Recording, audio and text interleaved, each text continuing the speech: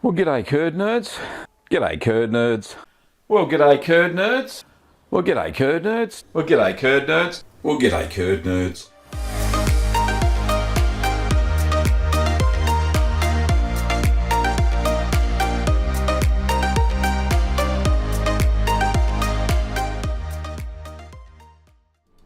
Well, g'day curd nerds. Welcome back. I'm Gavin Weber, host of the show. And this is episode 361 of Ask the Cheeseman. So happy that you could join me today. We've got lots of people here. What have we got? 31 people watching. That's fabulous for this time of the morning. That's for sure. It's nice and toasty here.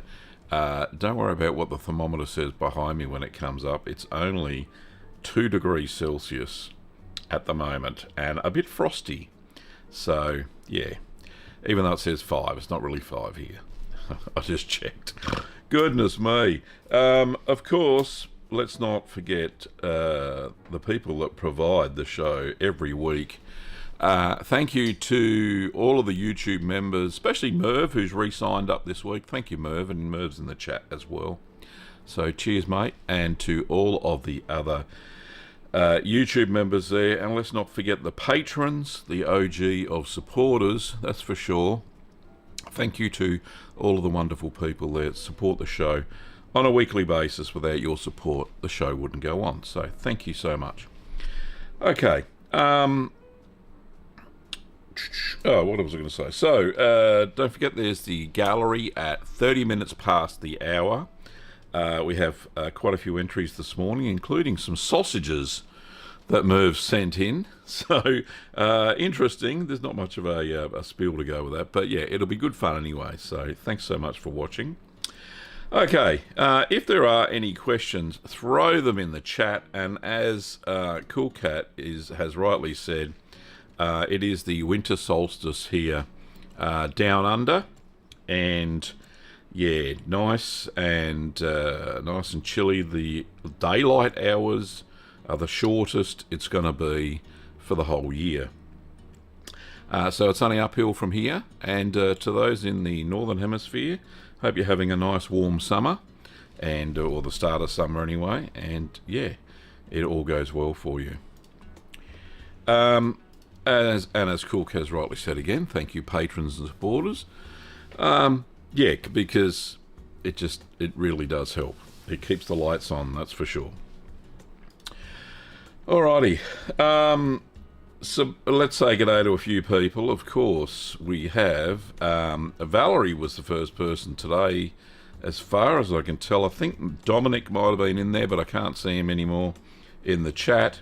G'day to Jeff. Hello, how are you, mate, over there in South Australia? We've got Christine in Seattle. Hello, Christine. And Cool Cat from the UK, of course. Orion from the US. Having a nice warm one there. G'day, Fiona. How are you? Lovely to see you, as always. Merv. G'day, Merv. Lovely to see you. Matt in the UK. G'day, Matt. Hope your cheeses are going well there, mate. And selling. Linda. Hello, Linda. Lovely to see you. What else we got there? Just one asbestos. Very nice. The time is ripe. The cheese is now, indeed. Silent pause. Very nice. I don't know how you got that... Can we see that? Does it come up? Oh, very interesting.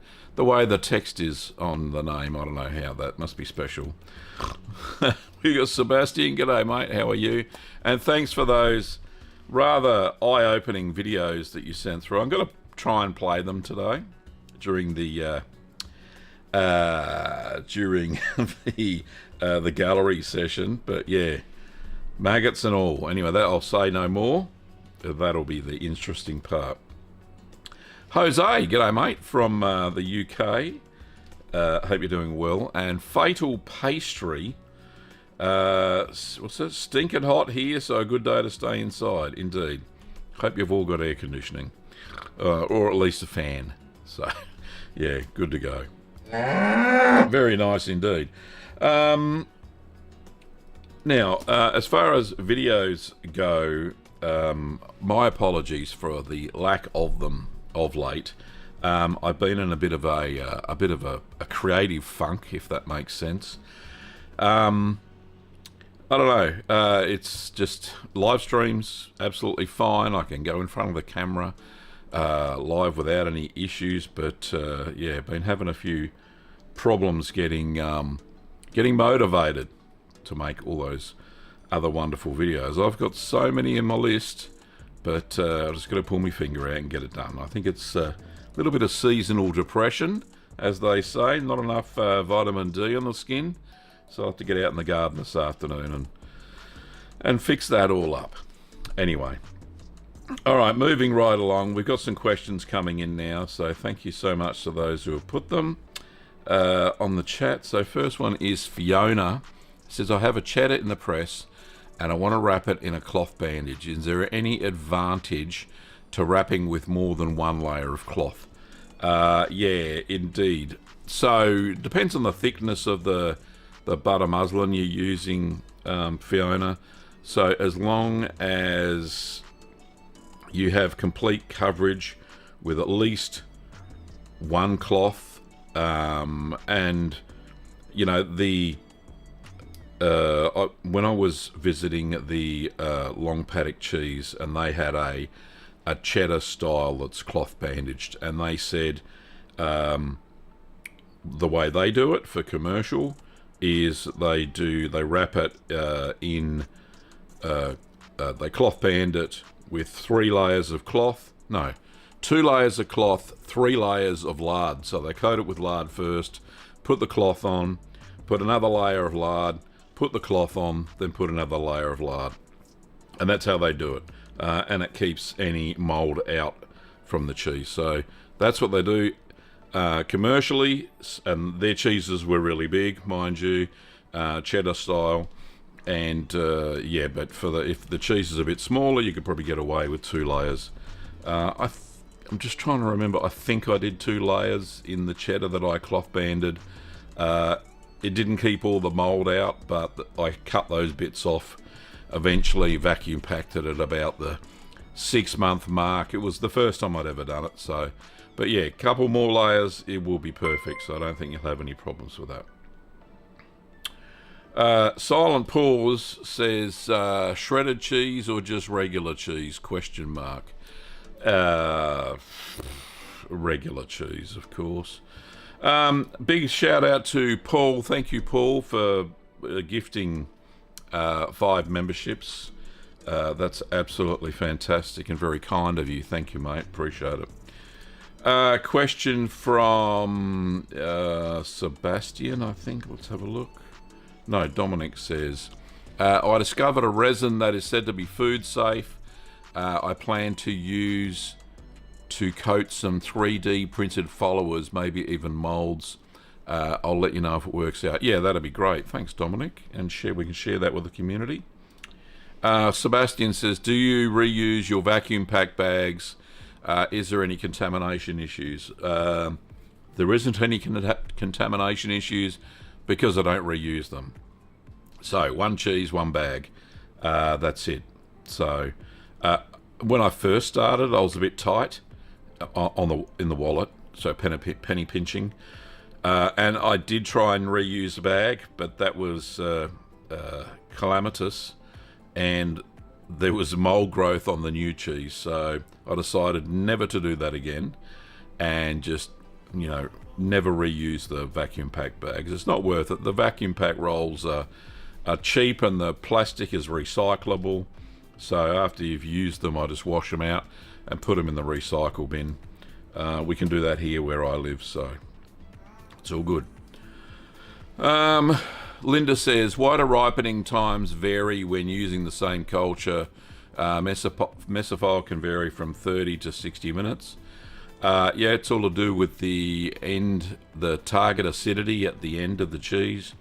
So the extra 30 minutes ripening on top of 30 minutes already will give you a little bit of an acid boost. Depends on the cheese you're making. You'll find that the ones that have very short ripening times are going to be cheeses that aren't going to be too crumbly at the end of their, the final product. And a 30-minute ripening time will usually suffice enough for the rennet to set properly, because rennet needs the milk to be slightly acidic to set properly. Not always, but with very low doses, it really does help. So yeah, it's all about overall acidity of the cheese. So I hope that answers your question, Linda. Okay, the next question is, Jose says, my Saturday night routine is watching Gavin's streaming and making cheese. This year my target is to make blue cheese, and I've been struggling to get a decent blue. That's sad to hear. So Miguel, Jose, if you haven't tried making the petite blue, have a look at the recipe on the website. There should be. Let me just grab it for you while we're doing this, because we can. Let's go and find it on the channel on the second monitor.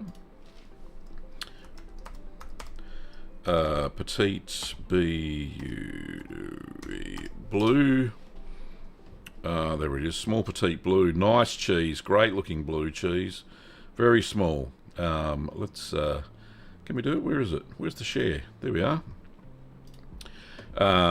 Copy back to there and pop it in the chat for you. So petite blue. Good looking cheese. If you haven't already made it, Jose, give it a go. It's definitely worth the time and effort. Only ripens within 30 something days. So yeah, very nice.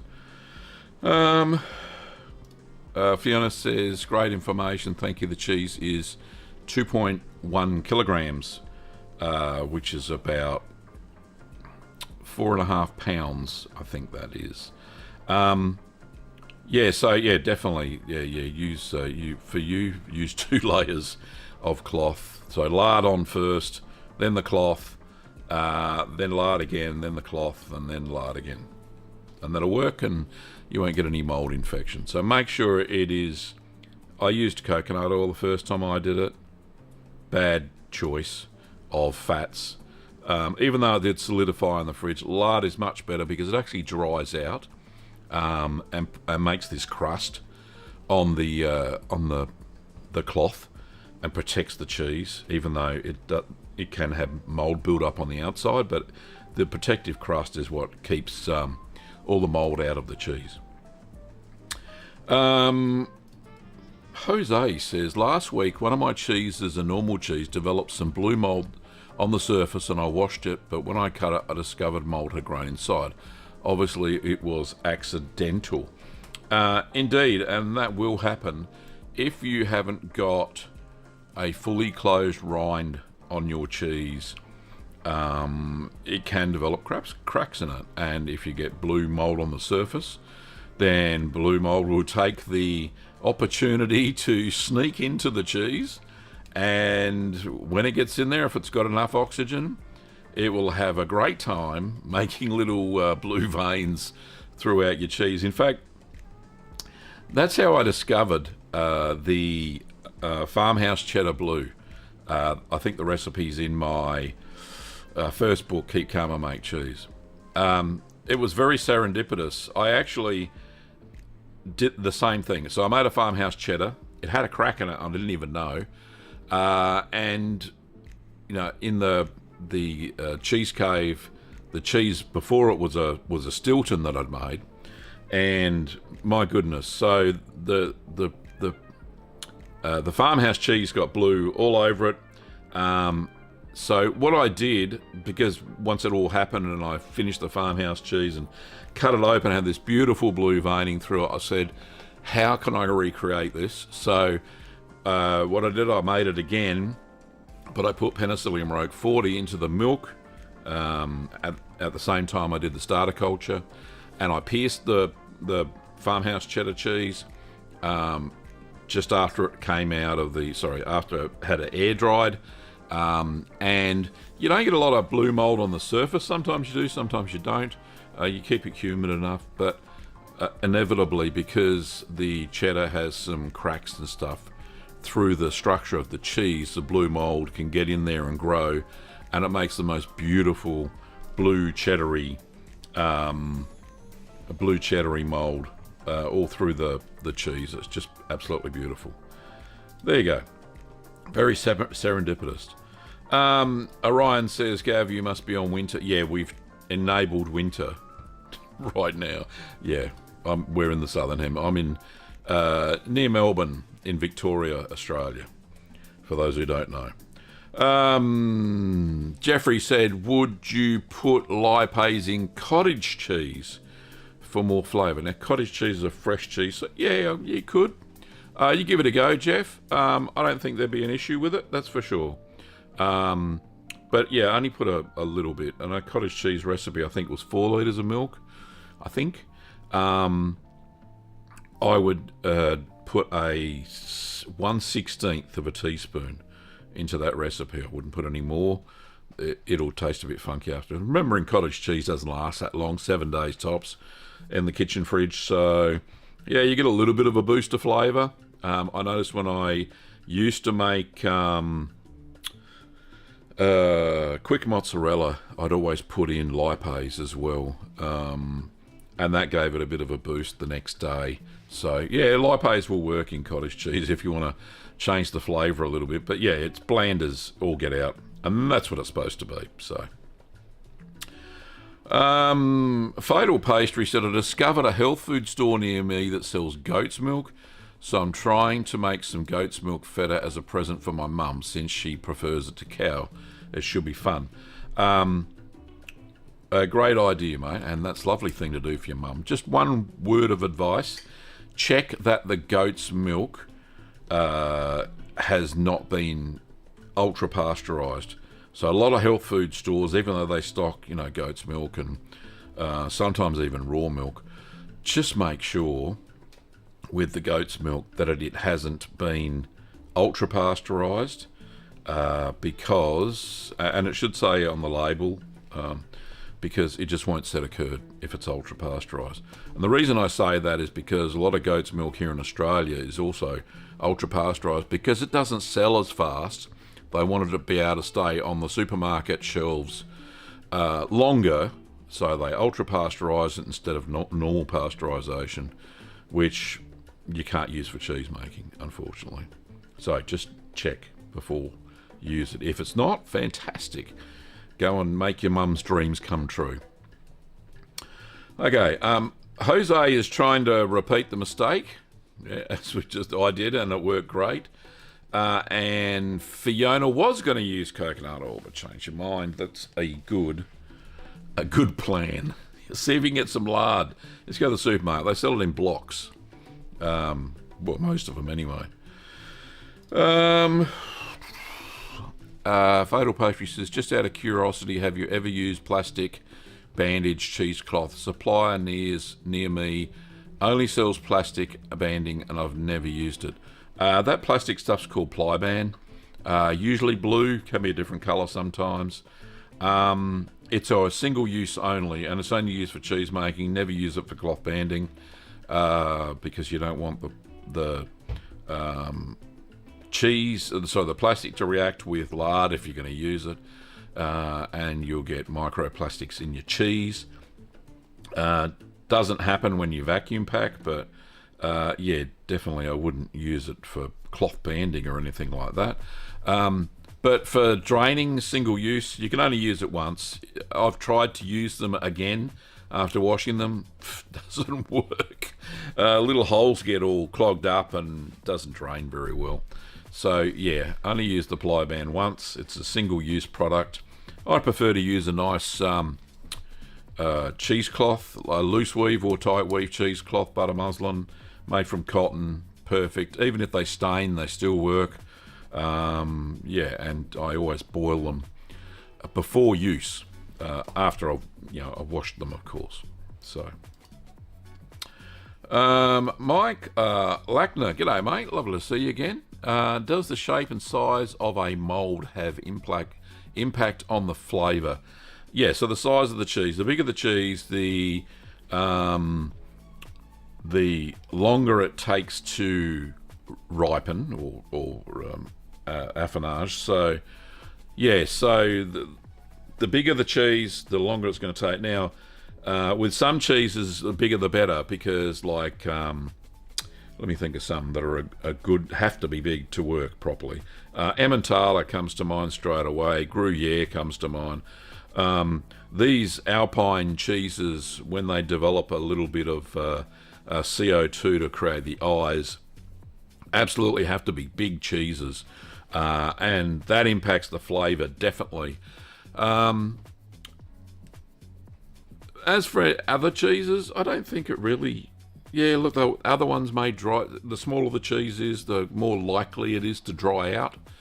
Where larger cheeses hold their moisture. That's why, say, Parmigiano Reggiano is a really big cheese, and even though the cheese is crumbly in the middle, it's not dry, if you know what I mean. There's still some moisture in there.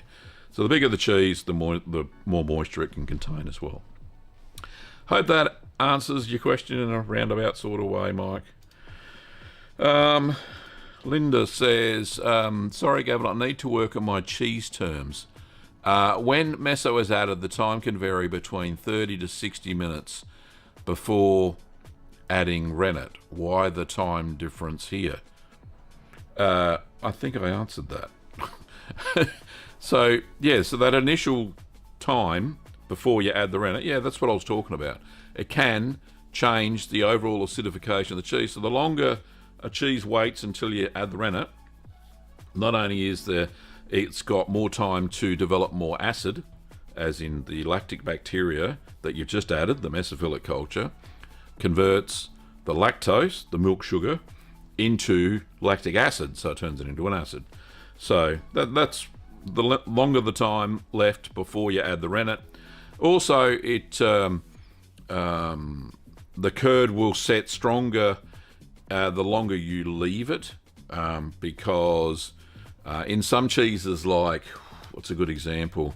Camembert, yeah. So mold ripened cheeses need a long ripening time to get that curd that's firm enough but holds its own moisture, because the acidity is a little bit higher when you scoop them and put them into the molds. Otherwise, it'll just be milky and just flow through the molds. So, hope that helps. I kind of, it's difficult to explain. Paul says, "Hi Gavin, I'm thinking about giving St. Ivel another go. The first try did not solidify. This could be a draining problem, or it fell from 280 from 86 for a few hours, or something else." Yeah, absolutely. You should give it a go, Paul.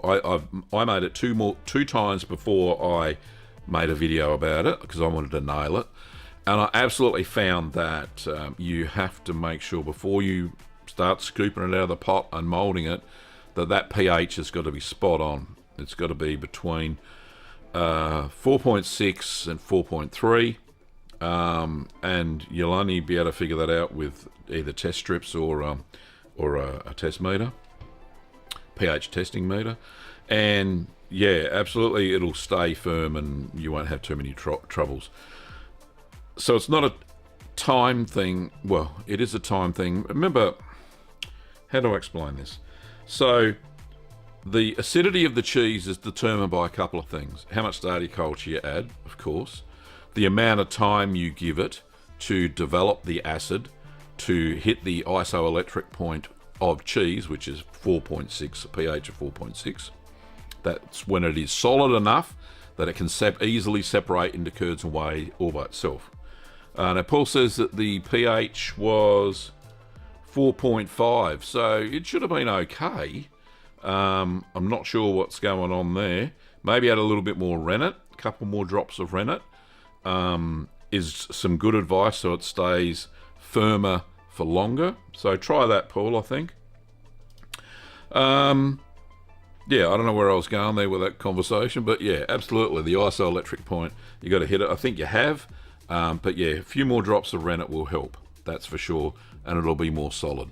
I think I added 4 or 5, whatever was in the recipe. That was spot on, so I had no problems with that at all. Now, as far as the rennet goes, I was using the liquid rennet I was using is called Cheesemaking Plus, which has an IMCU or International Milk Coagulation Units 200 per 200 per IMCU of 200 per milliliter or something. That was the strength. I sell it in my shop, but yeah, Cheesemaking Plus it's called. Is the rennet. Okay. Fatal Pastry says, "Thanks for the good advice on the goat's milk, Gav. I'll make sure it's not ultra pasteurised. Is it alright if it's standard pasteurised homogenised though?" Yes, it will be okay. Yeah, as long as that's all it says. Now, goat's milk is naturally homogenised. The cream doesn't separate usually in goat's milk because the fat globules are smaller than they are in cow's milk, which tend to float at the top as cream, whereas goat's milk doesn't. But yeah, if it's standard pasteurisation, 72 degrees Celsius, then yeah, it'll be fine. It won't say that on the carton, but I use a local brand here called, I think it's Caldermead Farm, which is down in South Gippsland from where I live. So it's about 2 hours drive south. And that's pasteurised, homogenised, and that sets a good curd. But yeah, if you're concerned, then just add a 10% more rennet than what the recipe says for cow's milk cheeses. So I hope that helps. Merv says, just an update from last week's question. My brie is getting softer, so should be ready in a few weeks. Perfect. Good on you, Merv. Well done. Orion91 says, "Is it possible for the home curd nerd to make a large wheel of palm at home?" Yeah, if you've got the equipment. And those big copper vats, that's what it takes to make one Parmigiano Reggiano. and I think it's about 400 litres of milk per cheese. So if you've got those facilities, you go for it. But yeah, look, I tend to make my Parmesan, not Parmigiano Reggiano, in I use 14 litres of low-fat milk at about 2%. So absolutely nailed that. So yeah, and it was a great cheese, but it had to be aged differently. I aged it for 10 months. So the first couple of months I put it in a ripening box, kept it at about 80, I think it's 80% humidity. So low humidity. So it's not low, it's low humidity for ripened cheeses. But yeah, so 80% humidity in a ripening box. Just kept an eye on it. Just brushed it with oil when I needed to. If any mold built up, then just hit that with a little bit of brine solution, just a light brine. And then at about when the rind was firm, then that's when I vacuum packed it, and because it had to get a bit of moisture out of the cheese as it aged. Then I vacuum packed it for a minimum of 10 months. But yeah, it was only about this big. But 14 litres of low-fat milk will only make a cheese about 1.2 kilograms. So there you go. Dominic says, what makes cheese crumbly versus melty? I'm glad you asked. It's all to do with the pH at draining. I'm making a video at the moment, or trying to, writing a script, so it's going to be a scripted video, and hopefully I don't sound clunky as all get out. Let me just see if I can find, I made a little PDF helper thing. Is it there? I made a checklist. Can I show this? Okay, I'll show this. This is for everybody watching at the moment. I don't know. It's in Word format, so it's not the final version. Let me see if I can bring this up on the screen and make it a bit bigger. And this will answer the question as well. So let's go over to the second monitor. So this is something I whipped up. So pH management checklist for cheesemakers, home cheesemakers. So it's a practical guide to monitoring acidity. So the difference in, and the gallery will be in a minute, the difference, so just a checklist on what you do, calibrate your pH meter, clean your probe, set up your logbook if you've got a piece of paper or what have you. And I've researched the bejeebers out of this and looked for the drainage pH, the salting pH, and then the final pH after aging. So you'll notice that the cheeses that are melty have a pH around about 5, and the pHs the cheeses that are crumbly, like feta, you'll see that the final pH is about 4.4, which is lower than 5, of course. Look at, for instance, even though Parmesan, that should actually be a lot lower than that. But yeah, so blue cheese doesn't melt too well.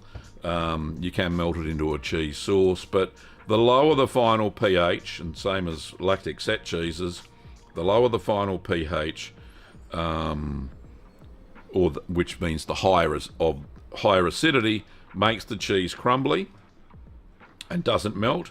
But the lower the pH, or the higher the pH and the lower acidity, it's all back to front, determines that the cheese will melt. So this is, and I've got some other checklisty things here as well, and some tips for better pH control. So that'll be actually a freebie in the video. That'll be coming up soon. I'm writing a pH with the, I'm writing a script as well, like I said. So anyway, moving right along. So I hope that answers your question, Dominic. So let's do the gallery, shall we? Let me just get it up. And there we go. On the second monitor. Now, before we start, the gallery is brought to you, the Curd Nerd. And it's your photos that make the gallery what it is. So let's get into it. This week's entry, first one is from Jesse Michelin, that's how you say it. Says, "G'day Gav, I caught one of your recent Ask the Cheeseman streams after recently finding your videos. I enjoyed the gallery photos, though there weren't many, and you asked folks to send some if they had some. I didn't have any at the time, as the first cheese I made following your videos, which was a bel paese, got eaten within a few days." Well, there you go. Should have taken a photo of it. Anyway, so since then I've started a second cacio ricotta or bel paese, which is 10 days along now, and I'm following your triple cream recipe as well, which is the second picture. So that's the bel paese. And the second picture, there we go. So there's the triple creams, which are about 4 days along the picture. I'm very excited to try them and figured I'd contribute some pictures with my thanks for your excellent tutorials and helpful streams. Yours in cheese making, Jesse. Thank you, Jesse. Appreciate that. And great looking triple creams as well. I think they look like they're developing some surface mold already. Yeah, you can see. Just, can I see? Yeah. Down here on the sides. So keep turning them regularly, even though you'll get the lines on them. But that'll prompt good drainage, and you'll get a good white mold coating all over. But yeah, I love the resolution's good enough that I can see whiskers down the side there. If you can follow the little hand icon. There we go. Perfect. Well done. All right, so the next the next photo is from Linda Esk. I think that's how you pronounce it. AKA Luigi. Spelled Lou-Wee-G. This is her pepper jack. Nice and crumbly, so high acid content, that's why it's crumbly. It may or may not melt, depends on the acid. And I can see in the background there's also some marinated feta in the background as well. So I'll just read out her email. It says, "Good day, Gavin." Very official. I'm sending you a picture of the pepper jack cheese I made using your recipe. Everybody is raving about this one. For the spice, I used raspberry chipotle seasoning from Spice and Tea Merchants. Okay, nice. Looks very nice. And marinated feta in the background.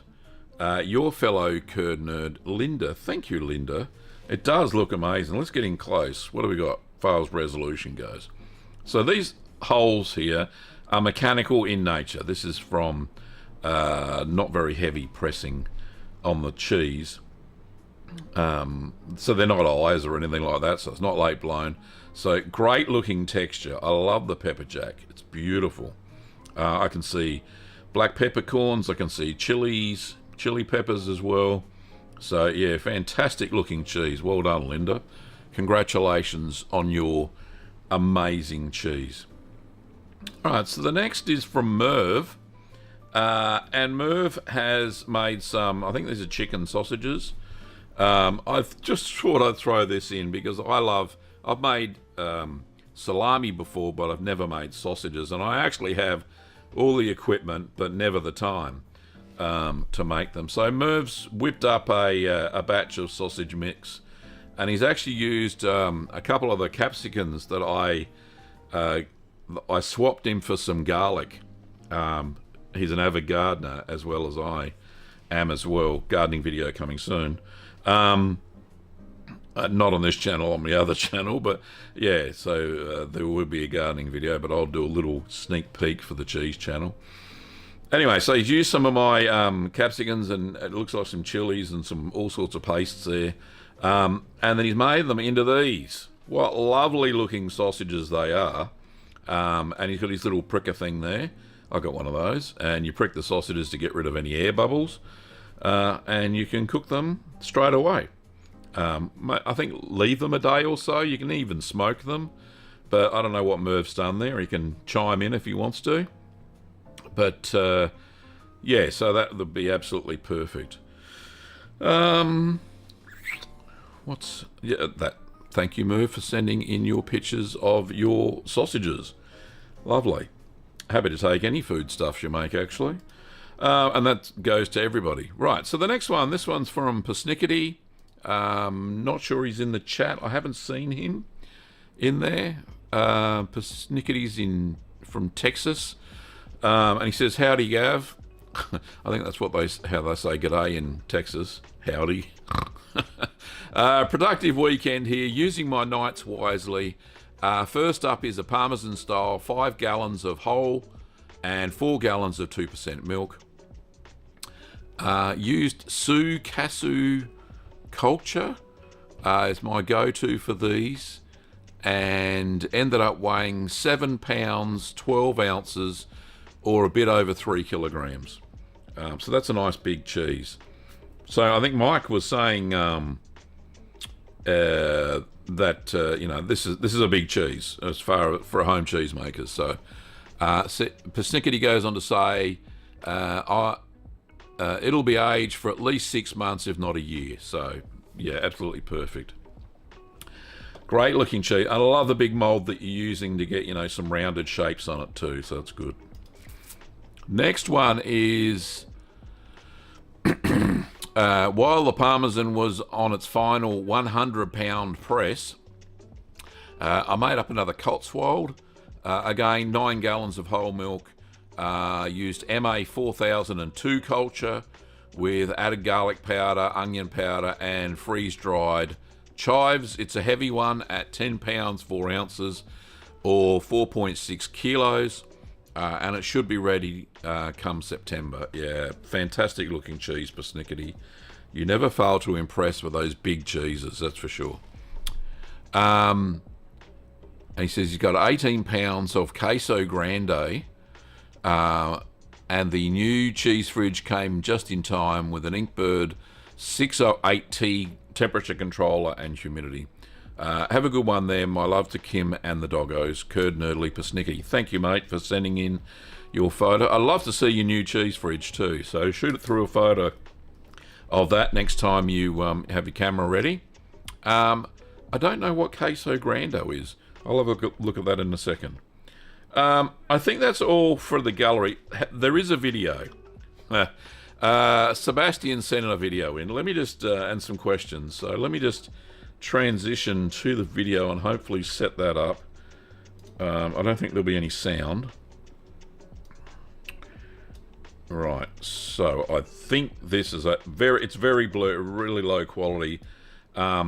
Anyway, so this is Sebastian went to Sardinia, so I'll read this out for you. It says, Gavin, thank you for answering my questions last week. Per your discussion of Casu Marzu cheese, I mentioned that I tried the cheese. I will share a few videos of the cheese and me eating it. Viewer discretion advised. This may give curd nerds nightmares. I had to try the cheese because it is a famous cheese. However, if you find yourself in Sardinia, it's not to be missed. I know a sheep herder that I can put you in contact with. His is the best. Lol. The cheese is disgusting, but it tasted okay. I would not do it again.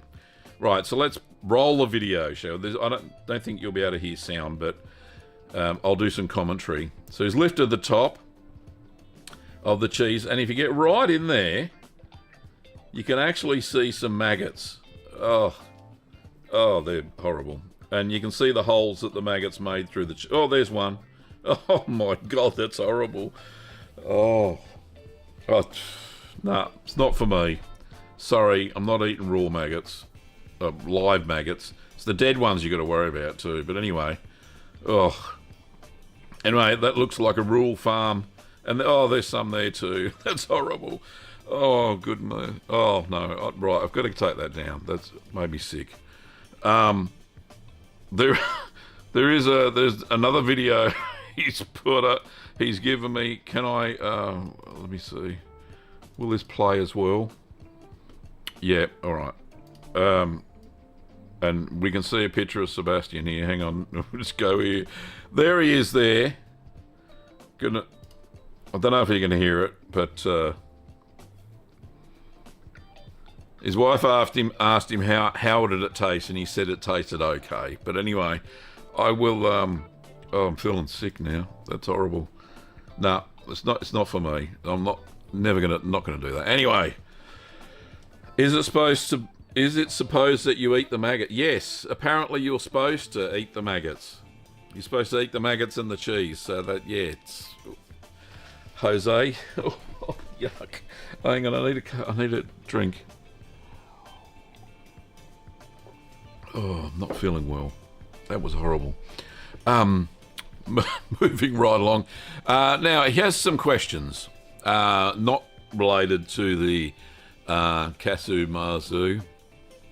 I have a few questions. Culture names are confusing as there are many cultures that are in recipes that I can't find, but have equivalent cultures under a different name. Are there differences between the equivalent names? In answer to your question, yes. There are differences between the manufacturers of cultures, different percentages of the cultures that they use. However, having said that, they're fairly generic and interchangeable. I'm going to bring up a list. Can I bring up a list?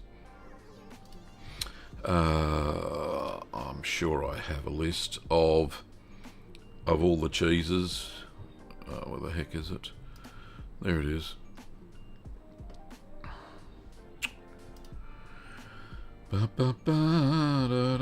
am I looking for? I'm looking for culture guide.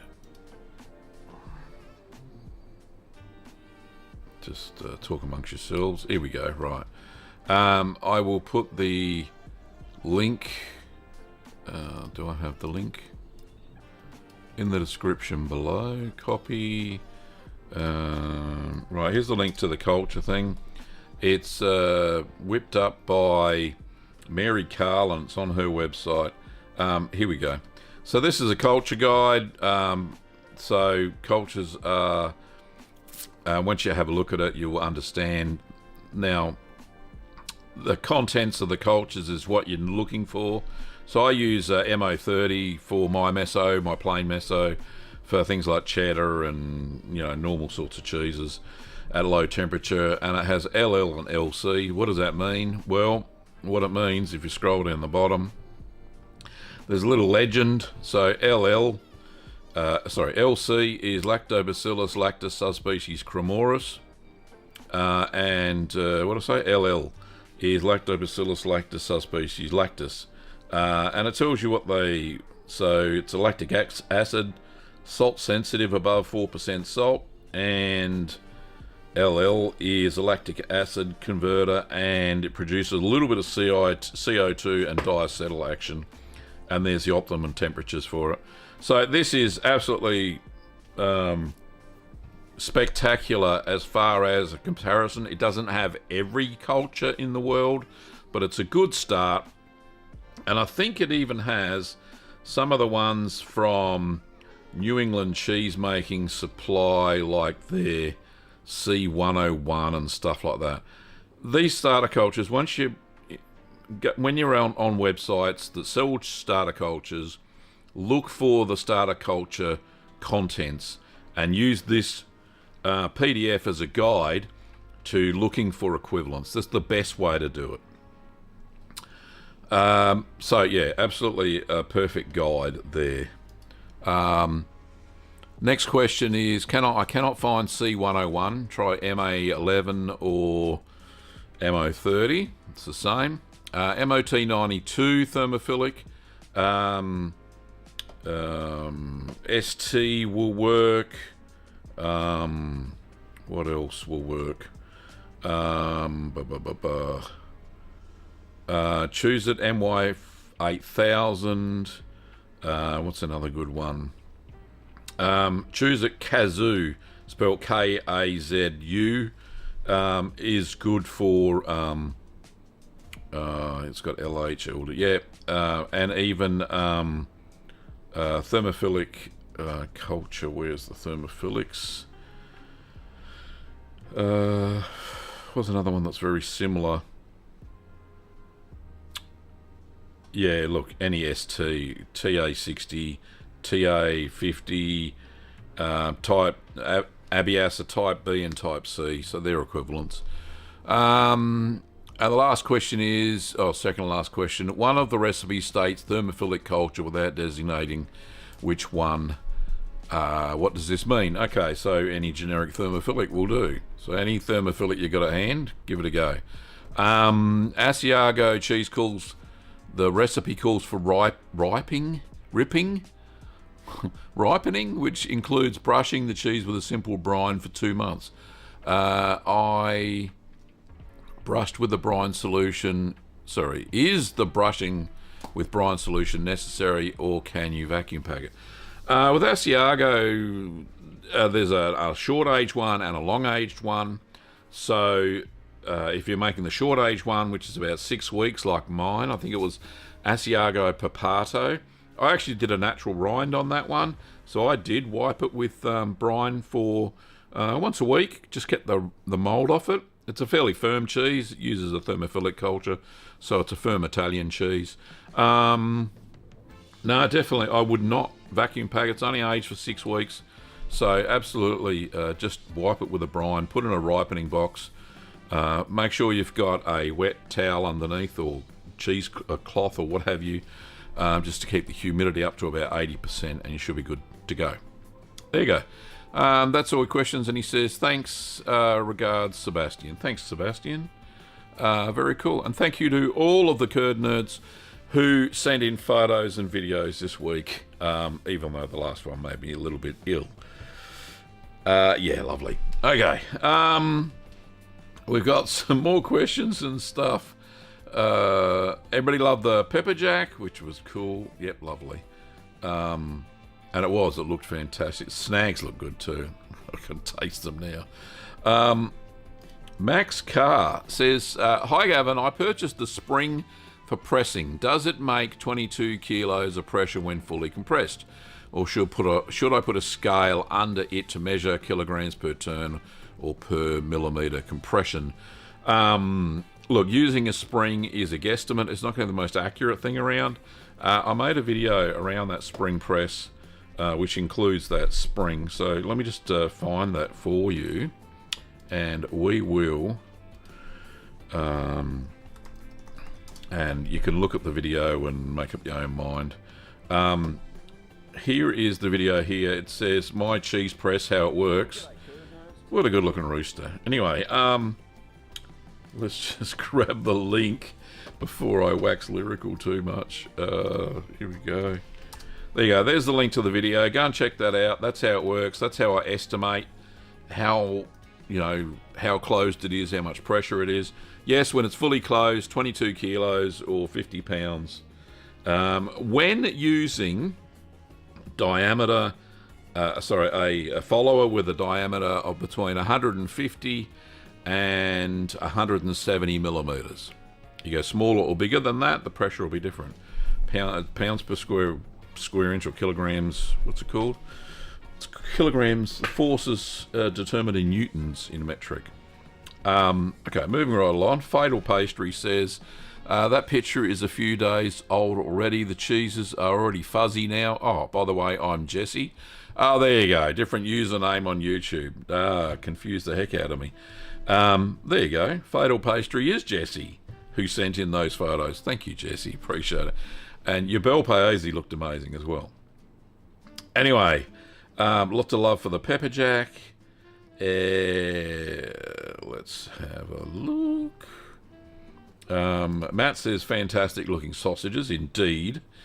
Very nice. Perhaps infamous would be better description of Casu Marzu. Yeah, I agree. And Dominic says, my mother is Sardinian. I'd love to try that cheese. I'll let you do that. Jose said, is it supposed that you eat the maggots? Apparently so. Yeah, you're supposed to eat them. And Dominic says, by the way, the Sardinian maggots often jump. It's considered polite to cover the cheese with a napkin to avoid offending people seated next to you. I think just the mere fact that you've got fly maggots in your cheese. That's offensive enough. But yeah, if there's some sort of etiquette to eating that cheese, my goodness. Oh, I would not. I would not. That is terrible. Merv says, I've been trying to copy a lamb and feta sausage sold at butchers in the town of Narracourt in South Australia. I've been there. It's lovely. I think there is a secret. Is there a... What? I think their secret is their feta has got some information from them that they source their feta locally. So having feta in sausages, so because the acidity of a feta like that would be really high, if you use a Greek feta, which is 70% sheep's milk, 30% goat's milk, you'll find that it won't melt unless there's a lot of heat. It won't go stringy melty, it'll just a little bit oozy, so it's probably perfect in sausages. Depends on what they've done, how they've done it. So you may have to source some of that local feta there, Merv. And I think you had another question around sausages. Did I miss it? Yes, I did. Here it is. Says, in the USA, they have what they call high-temperature cheese. For using when sausage making, can we make a cheese like that? Or do you know a type of cheese with a high-temperature melt point that looks like a cheddar? Yeah, so... good question, Merv. Have a look. That pizza mozzarella that I made? That was a little bit stringy, but it took a lot of heat to get it to that temperature. So I think that would be pretty good in a sausage. And the way I salted it, it's fairly salty, so that was good. Yeah, so you could try that pizza mozzarella and make it yourself. Feta, as you've already mentioned, is a good candidate because it doesn't really melt. Another good one is halloumi, which is a cheese that you fry and it doesn't melt, but it goes soft, and that could be what you're after in a sausage as well. So when you cook the sausage, it'll go soft, and when you cut it open, it won't be oozy and melty, but it'll be softer. So there's a couple of candidates there. Not sure what they sell in the US as far as high temperature cheese, but I think that's some good candidates that you could try. Now there is another more questions. Jose says, I will try removing the maggots. I'm sure that in Europe it's banned. Yes, it is banned in the EU. Banned for sale. You can't legally sell it. I heard my grandmother talking about that cheese.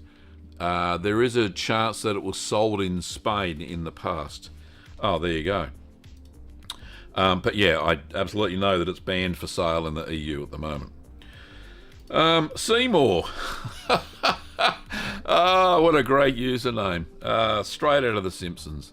Anyway, I'm trying to build up the confidence to make cheese requiring aging, not just quick mozzarella, ricotta and paneer.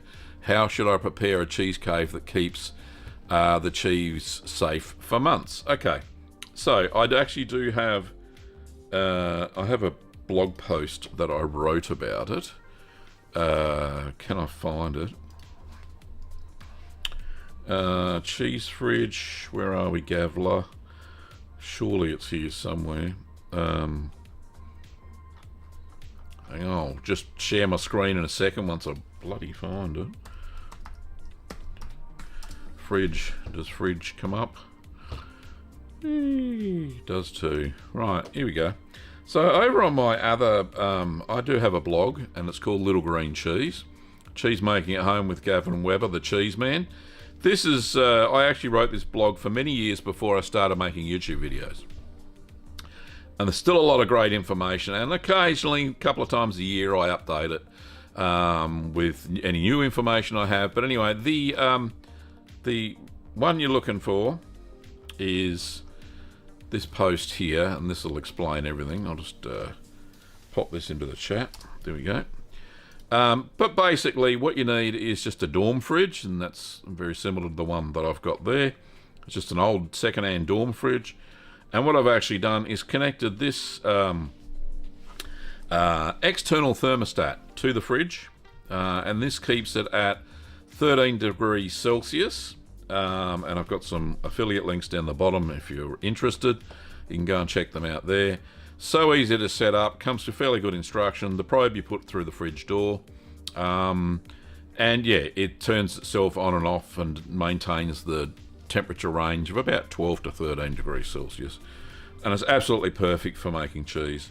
And as far as ripening goes, or you can ripen in a ripening box, plastic box with a mat down the bottom. You've seen some in the gallery, and yeah, absolutely perfect for making cheeses. So that's how you prepare a cheese cave, and yeah, easy enough. So moving right along. Great question though. Thank you so much for that. I can't load the web page. It might be too many curd nerds trying to check it at the same time. Okay, I think that was the culture page, maybe we're talking about. Yeah, could be. Remembering that it doesn't look like it's got that Mary Carlin one. Does it have HTTPS? Is it secure? It says it is. No, it doesn't. It's not. So if you've got Google Extra Protection turned on your Chrome browser, then you have to override it to get to it. So, which I do, because I certainly don't want my YouTube channel to be hacked. So I got all sorts of authentication, physical two-factor authentication. Anyway, moving right along.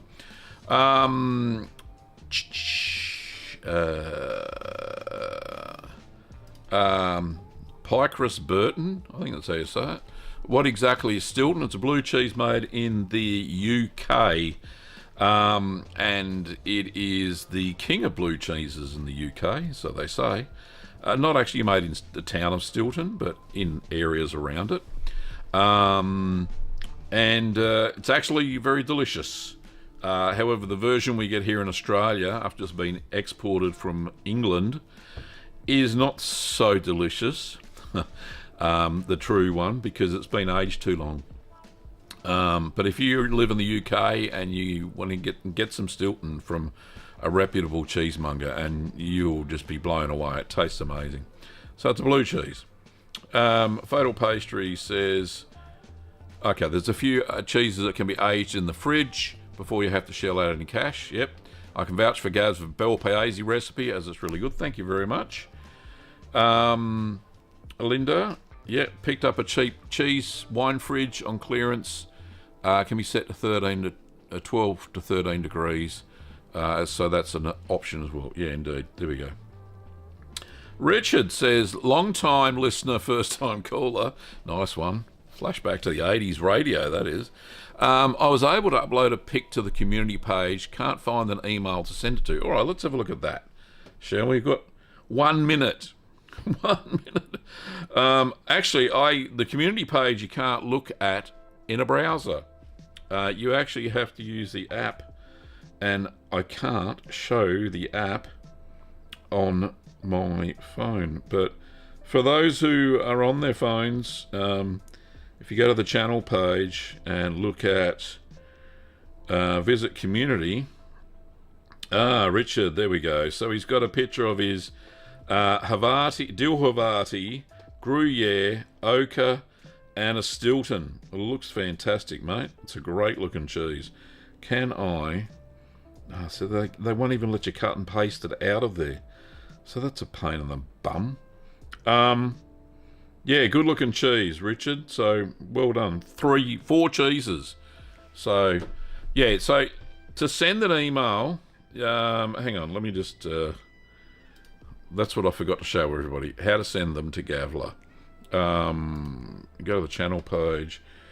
So to send your photo to me, what you do is you go to this bit here. Do you want to become a curd nerd? And when it says more, click on that.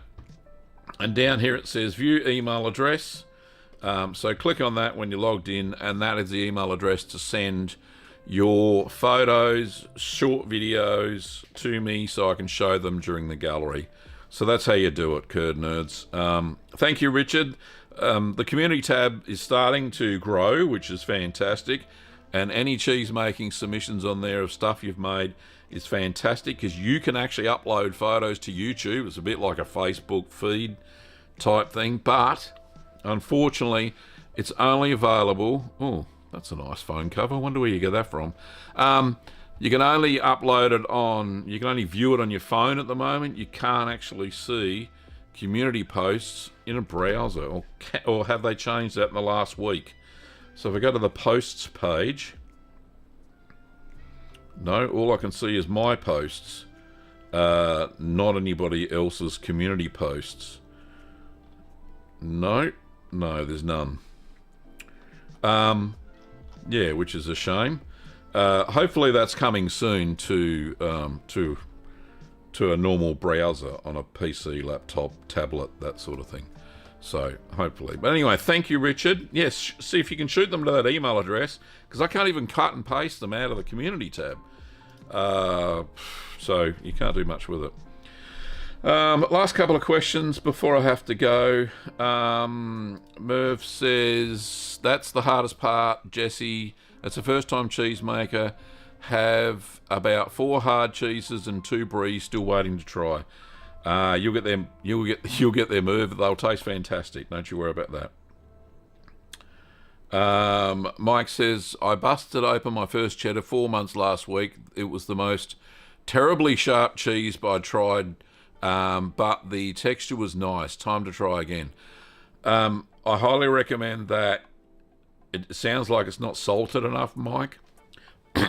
Cheddars have between 2 and 2.5% salt content per weight of curds before pressing. So when you add the salt, when you have finished pressing the curds and you've got your fingers of, or thumbnail sized pieces of curds, weigh them first, then work out 2 to 2.5, depends on how salted. 2 is the lowest, absolute minimum.